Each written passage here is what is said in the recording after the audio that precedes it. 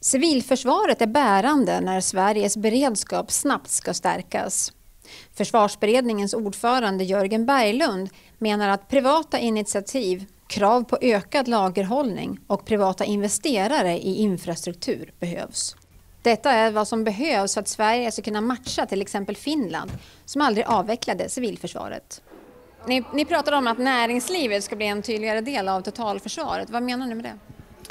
Nej, men det är klart att samhället, alltså Sverige i händelse av krig, det behövs alla resurser i landet mobilisera sig. Och näringslivet är ju den stora delen i Sverige trots allt. Och till skillnad från det var under kalla kriget, då var ju staten mycket större på många områden där det idag är privata aktörer. Så självklart är det så att utan privata företag skulle inte Sverige fungera. Pratar vi telekommunikation, vi pratar livsmedel, vi pratar transporter, egentligen alla områden. Så självklart så måste svenskt näringsliv vara med i det här, för annars kommer det inte att gå. Vilka krav kan tänkas ställas på industrin eller på transportsektorn? Ja, det kan ju vara väldigt beroende på vilken sektor vi pratar om. Men det skulle kunna vara krav på en ökad lagerhållning så att man ska kunna klara av att fortsätta sin produktion till exempel. Det skulle kunna vara ett krav. Det kan ju också finnas krav, eller det ställs redan idag högre krav på vissa företag vad det gäller cybersäkerhet till exempel. Och där tror jag att vi kommer få se fler på de områdena. Så att det finns ganska många områden där kraven kan öka.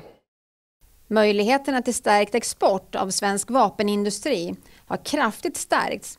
Detta sedan USA har intagit en mer passiv inställning till skyddande av NATO-länderna. När det skakar i USA, vilka konsekvenser får det här för den svenska vapenindustrin? Jag ska säga att det gör ju att vår försvarsindustri i Sverige som är både stark, den är innovativ, den är ledande på många områden och vi har en väldigt stor omfattande i Sverige för att vara en så liten nation. Det ger oss ökade möjligheter för att kunna exportera till andra länder. Sverige blir intressant som partnerland när man kanske inte längre vet vad USA gör från den ena dagen till den andra. Annars har USA varit en väldigt stor, exporterar väldigt mycket försvarsmateriel runt om i världen. Och det är klart att tvekar man på det så står Sverige med ett starkt varumärke där med fin innovation och framtidens teknologier. Så att det är gynnsamt för oss skulle jag säga. Vilka möjligheter ser du?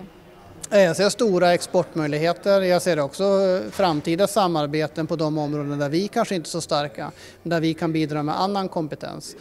Så att på det sättet ser jag väldigt ljust ut för svensk försvarsindustri skulle jag säga. Är det en guldålder för Sverige när Trump vaknar på fel sida? Ja, det kanske hårdrar det lite grann, men pratar vi just försvarsindustri så ja, det är klart att USAs agerande som oförutsägbar partner numera, så det är klart att det blir ett bättre läge för Sverige, absolut.